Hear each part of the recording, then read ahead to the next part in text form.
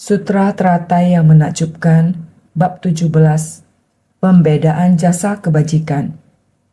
Shin Fasyang Sutra Teratai episode 1600. Batin fokus sepenuhnya pada pembinaan diri dan secara tulus melindungi Dharma. Hendaknya menyimpan tekad pembinaan diri, mempraktikkan dan menegakkan Dharma. Batin fokus sepenuhnya pada pembinaan diri tanpa terputus. Dengan batin mendalam, berdiam dengan tenang pada ladang pelatihan dan menerima persembahan 4 kebutuhan pokok. Secara tulus melindungi Dharma, menghormati dan memuliakan. 4 kebutuhan pokok berupa pakaian, tempat tinggal, makanan dan obat-obatan adalah bekal untuk berdiam dengan tenang dalam proses pembinaan diri. Harus bersungguh hati menghayati dalam membina diri. Batin harus fokus, pikiran harus tenang, pikiran fokus dan tenang, mendengar Dharma harus meresap ke dalam batin. Ini sangat penting. Dalam jangka waktu yang lama, setiap orang giat menegakkan Dharma, mendengar Dharma, juga melihat setiap orang menerapkan Dharma dalam kehidupan sehari-hari. Orang dan masalah, Dharma dapat diterapkan antara orang dan masalah. Merasakan suasana spiritual, ada perasaan suasana spiritual seperti itu, membuat sangat bersuka cita. Tidak masalah jika berasal dari luar kota. Relawan Bodhisattva akan berkumpul untuk berbagi pengalaman atau kesan mereka, juga mendengar sharing mereka tentang kehidupan sehari-hari, sharing tentang pengalaman, bagaimana mereka menyelesaikan misi, sambil memperkenalkan Dharma, sama seperti Bodhisattva Taiwan Tengah yang kembali ke Gria Jingse, melakukan pekerjaan bersama Sefu Gria Jingse. Mereka disebut pembinaan diri jangka pendek. Setiap bulan, mereka mengatur waktu seperti ini untuk kembali. Jika diungkit, mereka akan berkata, "Terima kasih. Terima kasih atas ladang pelatihan di Gria Jingse ini. Membuat kita bisa sering pulang ke sini, melakukan pembinaan diri jangka pendek." Sebenarnya, Gria Jingse juga sangat berterima kasih.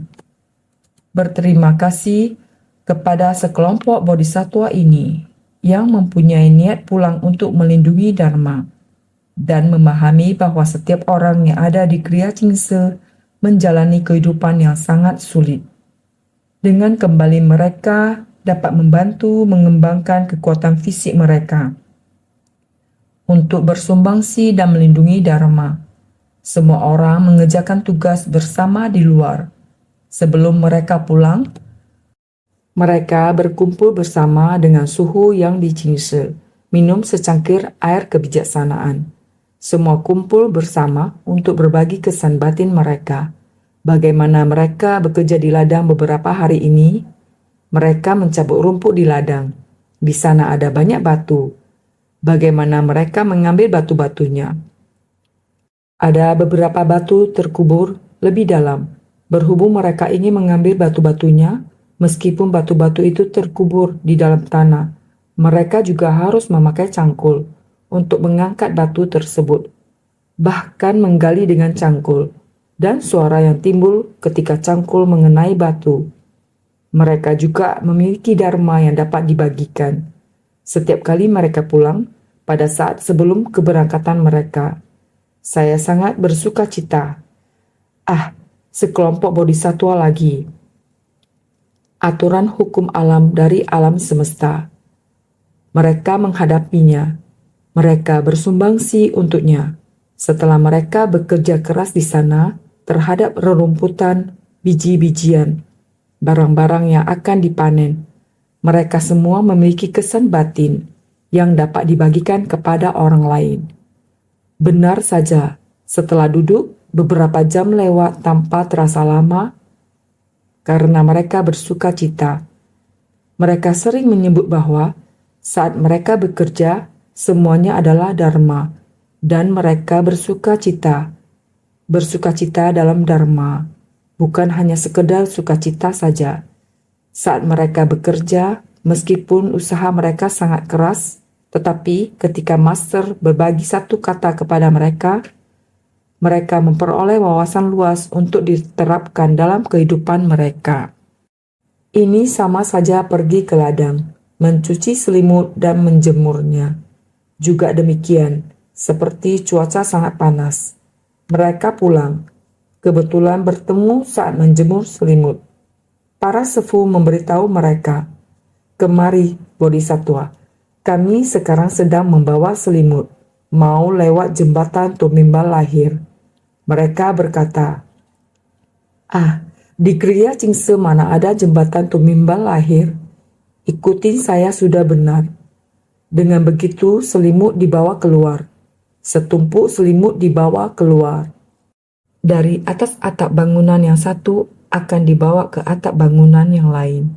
Di bawah, area lantai yang tersambung itu terlihat seperti sebuah jembatan. Mereka harus melewati tempat itu. Saat itu cuaca sangat panas. Setelah lama berjemur, semennya sangat panas. Di atas itu, karena atapnya sangat bersih, semua orang tanpa alas kaki dari sebelah sini jalan sampai sebelah sana. Sangat panas. Oleh karena itu, sepuh memberitahu mereka, "Mari, kita akan melewati jembatan ini. Ini adalah jembatan Tumimbal Lahir." Begitu kaki menginjak, "Ayah, begitu panas." Begitu panas. Semuanya melangkah dengan cepat. Inilah yang mereka lakukan. Di atas atap mereka menebar dan menjemur selimutnya. Hingga senja matahari telah terbenam. "Ayo cepat, mari menyimpan selimut." Semakin sore sinar matahari semakin lemah. Jembatan tersebut sudah tidak begitu panas. Selimut telah dijemur dan akan disimpan kembali. Mereka merasa ternyata matahari memiliki aroma seperti ini. Setelah selimut dijemur, selimut ini telah terjemur sinar matahari, sehingga memiliki aroma sinar matahari. Mereka merasa ini adalah aroma terbaik di dunia, adalah aroma sinar matahari. Demikian kondisi batin mereka. Bahkan ketika akan memasukkan selimut ke dalam sarungnya, sepuh berkata kepada mereka, "Setiap sudut, apa yang disebut dengan 4 landasan perenungan, 7 faktor pencerahan, dan lainnya. Semua istilah pun dikeluarkan." Demikian secara perlahan memberitahu mereka. Mereka mendengarnya dengan sukacita. Sungguh benar, setiap detil tiada yang bukan dharma dan diterapkan dalam kehidupan sehari-hari. Ini artinya mendengar dharma dengan sepenuh hati dalam kehidupan sehari-hari. Ketika bersentuhan dengan fenomena, harus memahami penalarannya dan mendengar mereka berbagi kesan. Saya, Master, sangat puas dan sukacita. Dharma Buddha pada dasarnya memang untuk diterapkan dalam hidup kita sehari-hari. Kita masuk ke tengah orang banyak dan menerapkannya. Di kehidupan sehari-hari, berinteraksi dan saling mengasihi antar sesama. Ini seperti yang dikatakan sebelumnya, bahwa yang paling penting kita dapat mewujudkan 4 metode dalam memeluk semua makhluk. Ini sangat sederhana. Bila kita jelaskan Buddha Dharma dalam kata demi kata dan kalimat demi kalimat dari naskah, namun kita tidak menerapkannya, kita semestinya menerapkan Dharma dalam kehidupan sehari-hari, memanfaatkan 4 metode dalam memeluk semua makhluk, dalam kumpulan orang, dan 4 metode dalam memeluk semua makhluk ini dapat diaplikasikan oleh setiap orang dalam kehidupan kita sehari-hari. Tidak masalah kehidupan macam apa yang kita jalani, semua ini bisa dilakukan.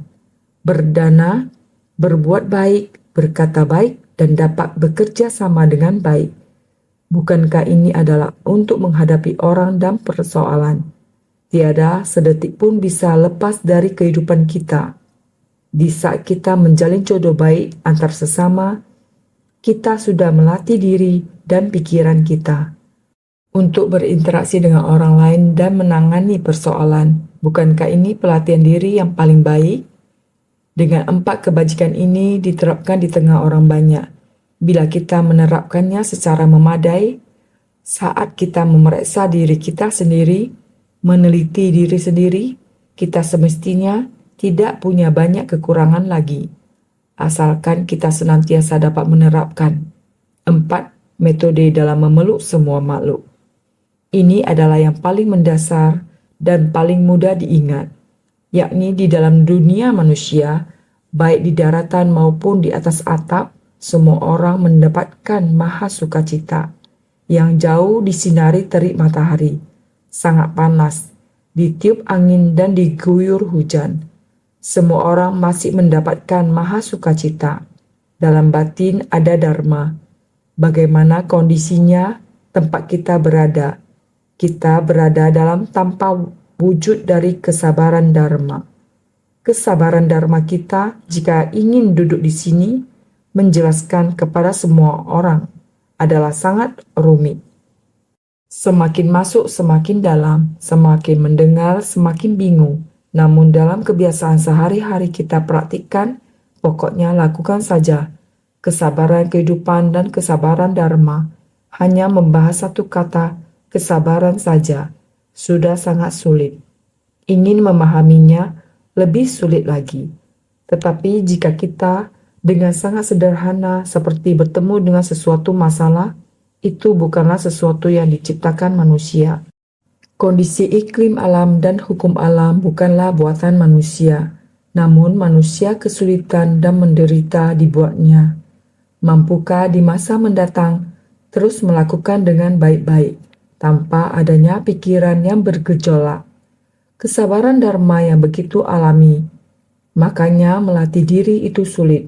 Lalu bagaimana dengan kesabaran kehidupan, yaitu hubungan antar sesama orang? Kita menghadapi hambatan dengan orang-orang, menghadapi kesulitan dalam situasi, dan lain-lain. Sangatlah banyak jika kita menerapkan 4 metode dalam memeluk semua makhluk dan melatihnya dengan sangat baik. Maka orang dan masalah tidak dapat mempersulit kita. Karena 4 metode dalam memeluk semua makhluk telah menjadi kebiasaan di dalam kehidupan sehari-hari kita. Tidak akan menyimpan dendam terhadap orang lain. Secara pasti, halangan dari orang, masalah, dan sebagainya akan banyak berkurang. Dharma pada dasarnya bagian dari dalam hidup kita. Maka, hendaknya menyimpan tekad pembinaan diri, mempraktikkan dan menegakkan dharma. Semua orang harus bersungguh hati dan jelas. Kita harus fokus. Kita perlu fokus sepenuhnya pada pembinaan diri tanpa terputus. Selama batin kita fokus dalam kehidupan sehari-hari, baik dalam ucapan atau tindakan, baik ketika kita berjalan, berdiri, duduk, dan tidur. Dalam berinteraksi dengan orang dan masalah dan sebagainya, batin kita harus fokus dan halus. Segala yang kita hadapi adalah kesempatan untuk pelatihan diri. Karena ada jalan dalam hati kita dan ada jalan dalam tindakan kita, maka ada dharma untuk menyadarkan. Ada cara dalam menghadapi orang, sehingga tidak mengalami kesulitan.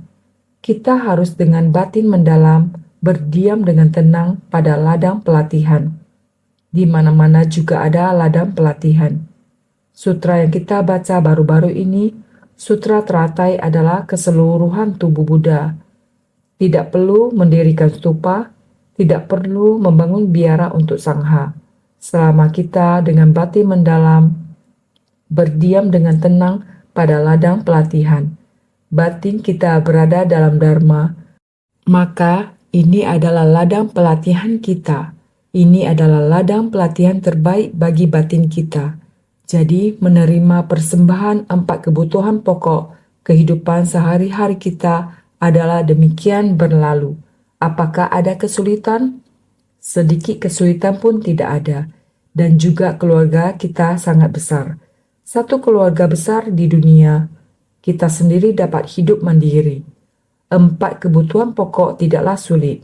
Maka secara tulus melindungi Dharma, menghormati dan memuliakan. Yang paling penting adalah benar-benar secara tulus melindungi Dharma. Kita setiap orang harus melafalkan, menulis kitab sutra. Ini perlu menggunakan hati yang paling tulus untuk melindungi Dharma. Kita harus memikul tanggung jawab atas misi Tathagata. Jadi, mendengarkan Dharma, membabarkan Dharma, menyebarkan Dharma, ini adalah tugas kita. Bagaimana agar Dharma dapat menyebar luas dan berdiam di dunia? Bukan hanya menyuruh orang untuk menyalin sutra. Menyalin sutra adalah pada zaman kuno dulu. Hendak menyebarkan Dharma, Anda harus memberikan satu orang satu buku. Pada zaman kuno dulu, sekarang kita bicara tentang pelestarian lingkungan. Jangan asal memakai kertas. Sekarang sudah ada elektronik, dengan menekan satu jari, pada saat yang bersamaan tulisan dapat menyebar kemana-mana. Maka di tangan setiap orang akan mendapatkan satu artikel. Jadi pada saat sekarang ini, kita harus kembali pada apa yang Sang Buddha babarkan tentang menyebarkan Dharma. Inilah melindungi Dharma. Kita harus mendengarkan baik-baik dengan menyerap prinsip kebenaran dari Buddha masuk ke dalam batin kita. Ini adalah menyebarkan Dharma. Juga adalah melindungi Dharma, agar Dharma Buddha, Dharma benar dapat berdiam di dunia. Pemikiran Buddha, pemikiran yang benar harus diterapkan di dunia manusia. Menggunakan Dharma untuk menyadarkan manusia. Kita harus ada Dharma untuk menggunakan Dharma untuk menyadarkan orang. Jadi kita secara tulus melindungi Dharma, menghormati dan memuliakan. Kita harus menggunakan hati yang tulus untuk mendengarkan Dharma. Dengan hati yang tulus menyampaikan Dharma, menggunakan hati yang tulus untuk menyebarkan Dharma. Ini semua adalah dengan tulus melindungi Dharma. Jika kita seperti ini, 4 kebutuhan pokok berupa pakaian, tempat tinggal, makanan, dan obat-obatan, bekal Dharma untuk berdiam dengan tenang dalam proses pembinaan jiwa kebijaksanaan. Kita pergunakan dengan seperti ini adalah lebih baik daripada hal-hal yang nyata dari makan enak, pakaian bagus, dan tempat tinggal bagus. Bahkan lebih baik lagi, kita benar-benar harus berdiam demi Dharma. Hidup demi Dharma. Ini barulah merupakan arah tujuan dari belajar ajaran Buddha. Oleh karenanya, semua orang harus bersungguh hati. Naskah sutra sebelumnya mengatakan, Ajita, sesudah aku pariniwana nanti, apabila terdapat orang yang mendengarkan sutra ini, lalu dapat menerima dan menegakkannya, menyalinnya sendiri atau mengajari orang lain untuk menyalinnya. Itu bagaikan telah mendirikan sangharama dan menggunakan kayu cendana merah untuk membangun aula sebanyak 32 unit. Sutra Teratai bab 17, pembedaan jasa kebajikan. Artinya adalah, bukan kamu membaca dan melafalkannya seperti ini saja, melafalkan dan menegakkan, ataupun mengajarin orang untuk membaca dan melafalkan, menerima dan menegakkan, menyalin sutra teratai ini, seperti demikian dinamakan meneruskan jiwa kebijaksanaan Buddha. Jika kita baca dengan baik, melafalkan dengan baik, makna di dalam naskah sutra kita gunakan dalam kehidupan sehari-hari. Kita sendiri membina diri sendiri, kita masih harus mengajari orang untuk membina diri. Diri sendiri menerima dan menegakkan ini, mengajari orang untuk menerima dan menegakkan sutra teratai ini. Seperti demikian adalah demi meneruskan jiwa kebijaksanaan Buddha, ini bagaikan telah mendirikan stupa 7 mustika untuk relik Buddha. Sebelumnya, sudah pernah katakan, kita harus melatih ajaran dengan 7 keunggulan, sama seperti dengan 7 mustika membangun stupa. Makna dari dharma ini adalah seperti demikian. Bukan hanya diri sendiri yang melafalkan dan menegakkannya, tetapi sekarang mengajari orang lain untuk membaca dan melafalkan, menerima, menegakkan, dan menyalin sutra. Demi meneruskan jiwa kebijaksanaan, Buddha Sutra teratai ini, itu bagaikan telah mendirikan stupa 7 mustika untuk reri Buddha. Sehingga kita harus memperhatikan pembinaan diri, melatih sutra teratai, yakni harus melatihnya hingga masuk ke dalam batin kita. Mengukirnya di dalam papan batin kita, terukir di dalam lahan batin. Kita harus menggunakannya dalam kehidupan sehari-hari. Jika demikian, itu bagaikan telah mendirikan sangharama dan menggunakan kayu cendana merah untuk membangun aula sebanyak 32 unit. Dengan menyalin dan menegakkan sutra ini, itu bagaikan telah membangun wihara atau membangun sangharama.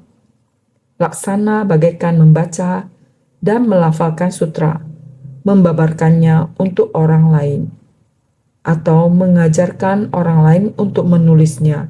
Perihal ini sama dengan mendirikan sangharama. Terlebih lagi apabila menggunakan material yang unggul. Maknanya adalah demikian sama dengan membangun sangharama. Penggalan naskah sutra selanjutnya mengatakan demikian. Setinggi 8 pohon tala, tinggi, luas, tertata rapi dan indah. Sebanyak ratusan ribu biksu berdiam di dalamnya. Hutan kecil, kolam mandi, jalan kecil, gua meditasi, pakaian, makanan dan minuman, perlengkapan tidur, obat-obatan, dan segala macam alat musik memenuhi dalamnya. Sutra Teratai bab 17, Pembedaan Jasa Kebajikan. Penggalan naskah ini, kita dapat mengetahui bagaimana apabila kita membina diri dengan demikian, sama dengan kita yang telah menggunakan material yang unggul untuk membangun sangharama. Pemandangan di dalamnya akan dilengkapi dengan sangat baik. Masih ingatkah akan pemandangan dan pohon mustika, pemandangan pavilion dan lain-lain? Semuanya telah saya babarkan dengan jelas kepada Anda semua. Kondisi batin juga telah saya babarkan dengan jelas. Sehingga sekarang kembali memberitahu kita, jika kita bersungguh hati untuk melindungi dan menegakkan sutra, Laksana sedang menjunjung seluruh tubuh dari Buddha Sakyamuni. Tubuh Dharma, jiwa kebijaksanaan adalah sama, sehingga apabila dideskripsikan lagi, Laksana sedang membangun sangharama dengan menggunakan material terbaik untuk membangun sangharama ini.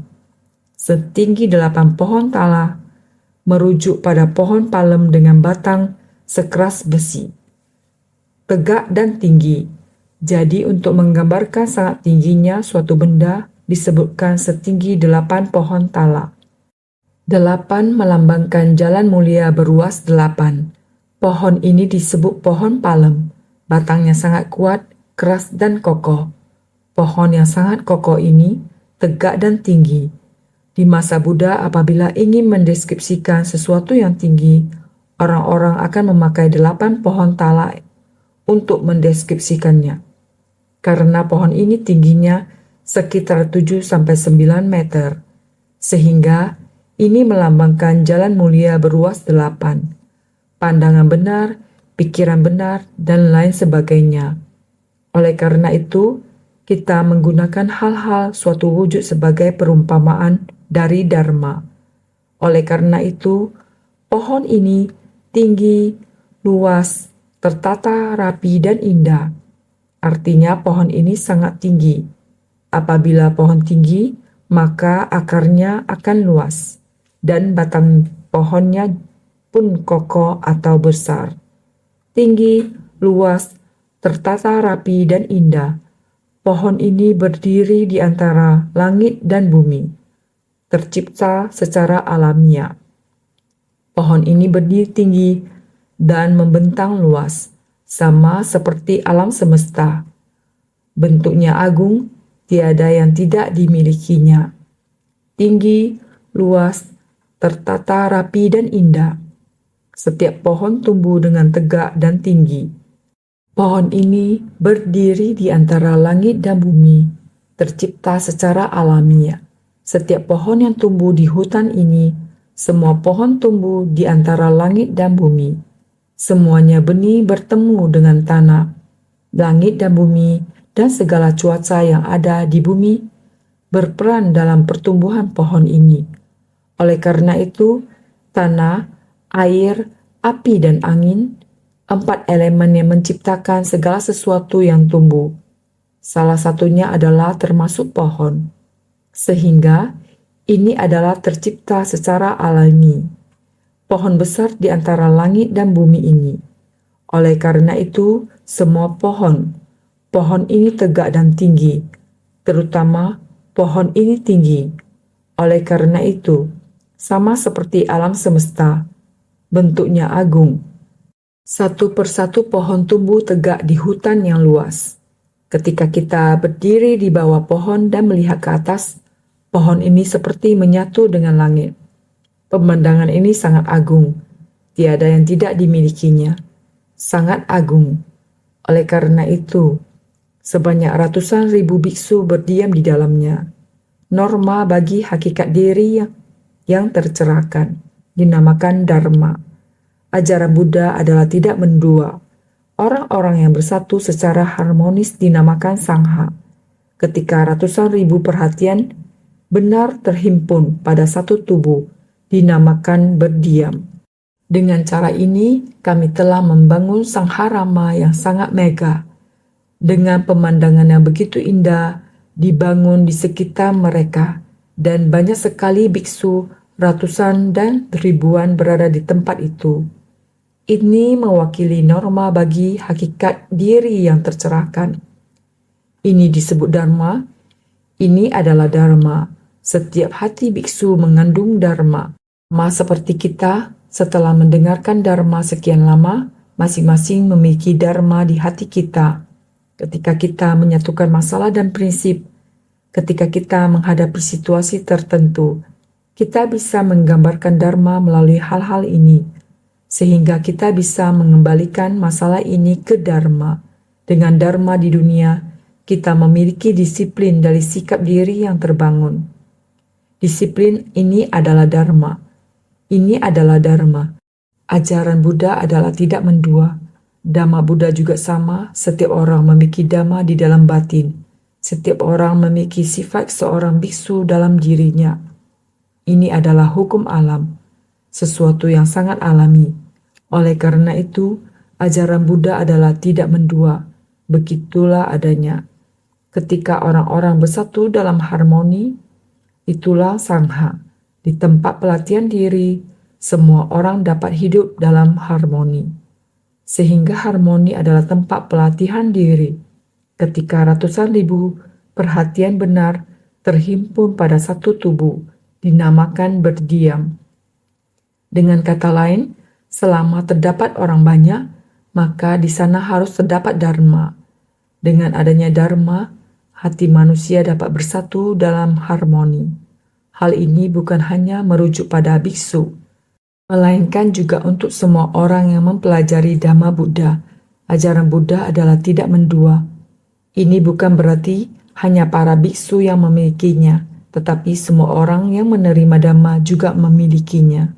Sehingga orang-orang yang bersatu secara harmonis dinamakan Sangha. Ketika orang-orang hidup bersatu dalam harmoni, mereka semua adalah pembina diri. Oleh karena itu akan ada banyak perhatian benar.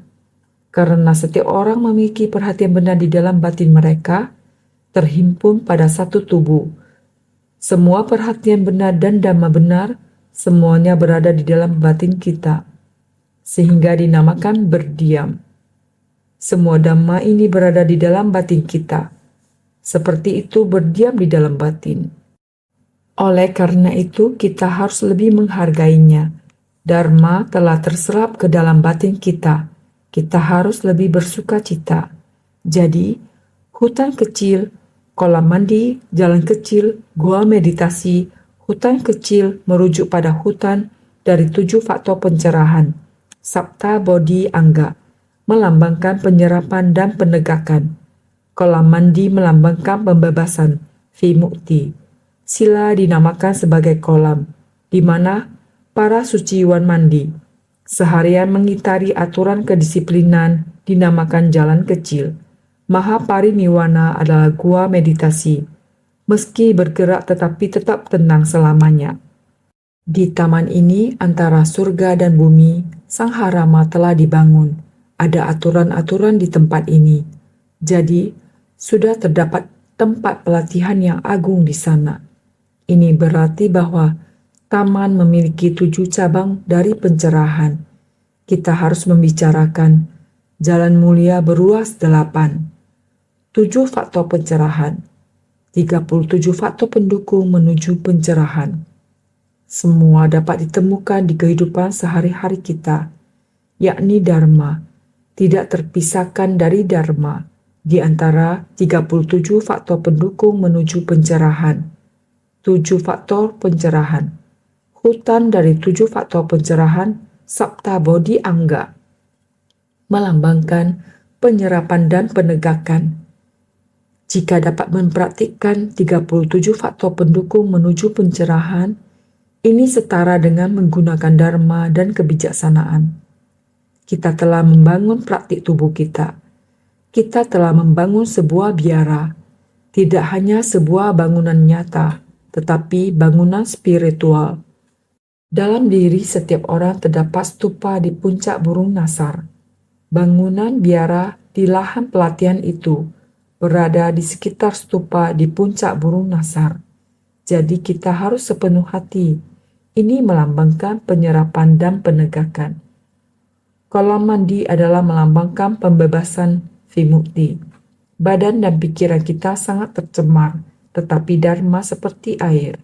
Kita mandi dalam aliran Dharma. Jadi, kolam ini melambangkan bagaimana kita menggunakan Dharma untuk membersihkan pikiran kita, dan kita bisa menjadi terbebaskan. Jadi, sila dinamakan sebagai kolam, di mana para suciwan mandi. Sila ini seperti kolam yang cetek. Semua praktisi spiritual, orang suci, dan orang bijak mandi dalam Dharma ini. Karena Dharma ini seperti air, maka seharian mengitari aturan kedisiplinan dinamakan jalan kecil. Setiap hari, kita melangkah ke dalam lingkungan ini, menapaki jalan kecil ini.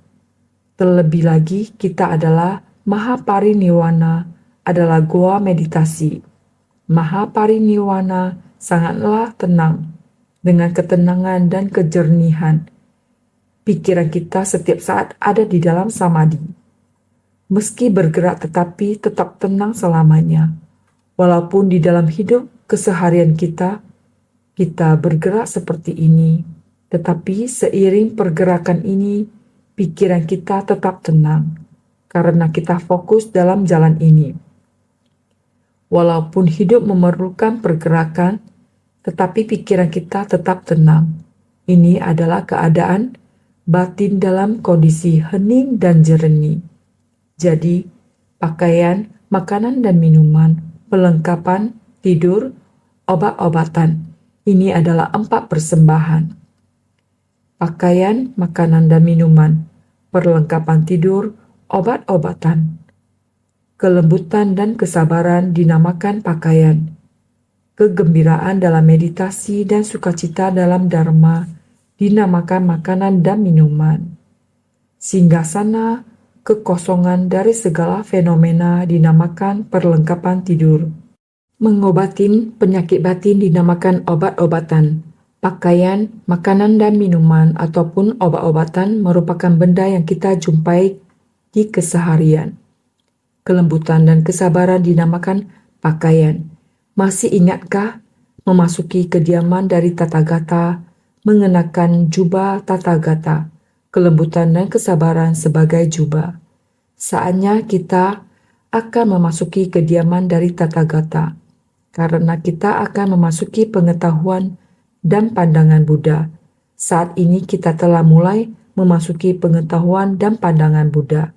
Semua benda sebenarnya hanyalah sebuah gambaran saja, mewakili Dharma. Tubuh Dharma. Jadi, dalam pelatihan diri juga demikian.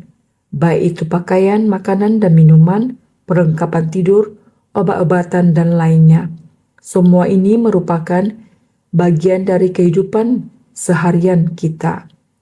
Ketika kita memakai pakaian, kita akan tahu bahwa menjadi orang harus bersabar. Baik itu di kesabaran kehidupan atau kesabaran Dharma.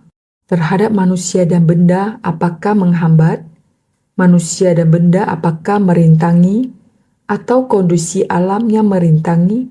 Selama kita bersungguh hati melatih diri, tidak ada yang bisa merintangi. Jadi ketika kita mengenakan jubah kesabaran, kita ingat bahwa kita adalah praktisi.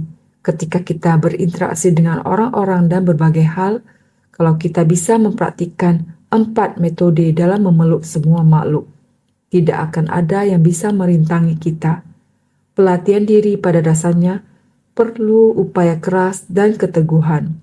Kalau kita bisa memiliki tekad ini, baik itu fenomena alam ataupun situasi yang diciptakan oleh manusia, kita bisa mengatasi segalanya. Inilah jubah kesabaran, kegembiraan dalam meditasi dan sukacita dalam Dharma, dinamakan makanan dan minuman. Makanan adalah agar tubuh kita bisa bertahan, dan kesehatan biologis kita, karena kita perlu hidup untuk bisa membina diri dan masuk ke tengah orang banyak untuk mengubah para makhluk. Namun, ketika berbicara tentang makanan, kita memakan makanan yang sederhana dan hambar. Beginilah cara kita makan. Asalkan nutrisi cukup, jadi apapun yang kita makan, kita akan merasakan sukacita. Kegembiraan dalam meditasi dan sukacita dalam Dharma, dinamakan makanan dan minuman. Asalkan kita merasa sukacita, makan apapun baik. Biji-bijian dan pangan yang kita makan adalah untuk memelihara kehidupan biologis kita dan memupuk jiwa kebijaksanaan kita. Dengan hidup yang sehat, kita memanfaatkan hidup kita untuk memupuk jiwa kebijaksanaan. Maka, singgasana kekosongan dari segala fenomena dinamakan perlengkapan tidur. Kekosongan dari segala fenomena. Segala fenomena adalah kosong sebagai singgasana. Seharusnya kalian semua masih ingat. Kemaha welas asihan sebagai kediaman. Kelembutan dan kesabaran sebagai jubah. Kekosongan dari segala fenomena Dharma sebagai tata. Ini karena tiada kemelekatan. Tidak boleh melekat. Kita harus membina diri sesuai dengan ajaran secara disiplin. Sutra teratai adalah ajaran jalan tengah yang sempurna. Sebelumnya kita sudah membahas kapal kita berada di tengah sungai. Tidak boleh tergesek tepian sini, tidak boleh tergesek tepian sana. Kita harus berjalan di tengah sampai ke seberang, tidak boleh melekat pada keberadaan, tidak boleh melekat pada kekosongan. Namun, keberadaan memiliki arti pada akhirnya semua menjadi kosong. Kekosongan, di tengah kekosongan terdapat keberadaan yang menakjubkan, adalah Dharma sejati. Jika kita dapat memahami, dengan sendirinya kita akan mencapai singgasana kekosongan dari segala fenomena. Ini adalah yang dibutuhkan oleh kita di dalam kehidupan sehari-hari. Dan lagi, untuk mengobati penyakit batin dinamakan obat-obatan. Apakah batin kita sehat? Jika batin kita tidak sehat, sudah seharusnya kita minum obat. Obat ini kebanyakan hanya untuk mengobati batin saja. Obat sejati ini untuk mengobati penyakit palsu. Penyakit yang sesungguhnya tiada obat yang dapat mengobati. Maka hanya perlu sebersih niat dari Anda. Pikiran benar, perilaku benar, praktik benar, maka semuanya menjadi dharma benar. Maka harus bersungguh hati. Jika dapat berbuat demikian, segala macam alat musik memenuhi dalamnya. Berbagai jenis alunan musik berharga yang menyedapkan mata dan menyenangkan hati. Segala hal-hal membahagiakan lainnya memenuhi dalamnya. Semuanya sudah lengkap. Kehidupan kita sudah terasa memuaskan. bagi kami praktisi spiritual. Setiap unit hanya terdiri dari sebuah tempat tidur, sebuah rak buku, sebuah meja, begitu saja selama puluhan tahun. Kehidupan yang sederhana ini sudah dapat mencukupi. Dalam satu kamar asrama, ada beberapa tempat tidur. Kami semua hidup bersama dengan sederhana dan alami. Kehidupan seperti ini juga membuat kami merasa sangat bahagia. Maka, berbagai jenis alunan musik berharga yang menyedapkan mata dan menyenangkan hati. Segala hal-hal membahagiakan lainnya akan memenuhi dalamnya. Semuanya sangat menyenangkan. Setiap hal membuat kami merasa sangat bahagia. Itu adalah kebahagiaan. Kata berarti sukacita. Kebahagiaan, apa yang kami butuhkan, semuanya sudah memuaskan. Meskipun tidak berharga, tetapi sudah sangat memuaskan. Kekurangan dalam hidup tidak banyak. Sebenarnya dengan kesederhanaan seperti ini, sudah bisa hidup. Kebahagiaan dalam hidup ini, seperti ini sudah cukup. Berharga. Musik seperti berbicara.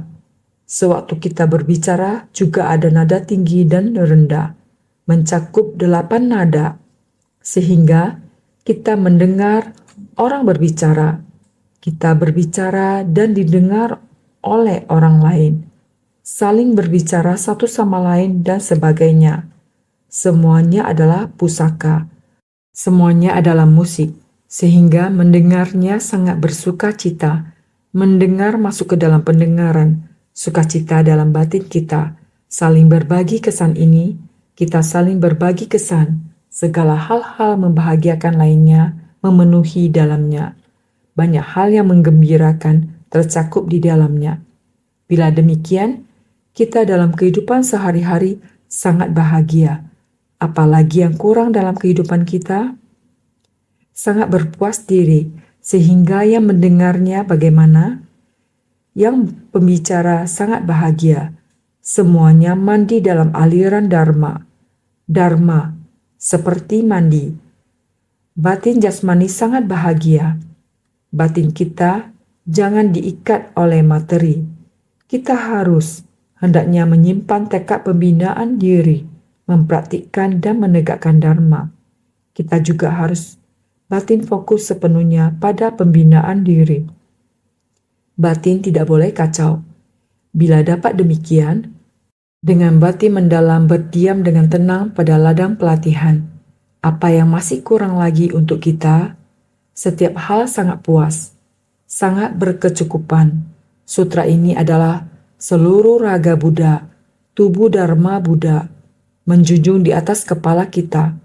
Kita benar-benar menerima semuanya pada tubuh batin kita, di antara otak dan pikiran, sehingga kita semestinya selalu bersukacita mendengar Dharma, bersukacita bersentuhan dengan fenomena.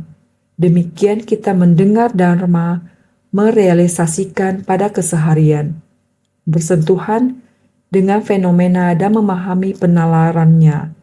Inilah arah tujuan kita mendengarkan Dharma, sehingga semua orang senantiasa bersungguh hati.